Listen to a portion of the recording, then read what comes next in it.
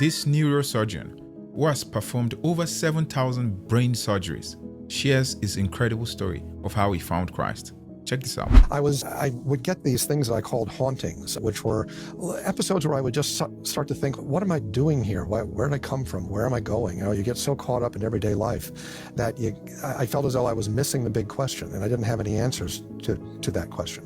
While this was going through my mind, my youngest son was born, and my wife and I noticed that he wasn't really making really good eye contact as a young infant, and I was afraid that he was autistic, and the thought that he wouldn't connect to me was really terrifying to me. We took him to some specialists, got him evaluated. They said they couldn't really be sure. And when he was about 6 months old, I was at an outside Catholic hospital seeing a patient in consultation late at night. And as I was leaving the hospital, I was really having a tough time emotionally. So I stopped by the hospital chapel and got in front of the altar and I prayed. And I said, Lord, I don't know if you exist. I rather doubt that you do. But if you do exist, this is something I can't take. I can't have a child who is separate from me in this way. It's something that I don't know that I can bear. And I heard a voice, only time in my life I've ever heard a voice. And the voice said, but that's what you're doing to me.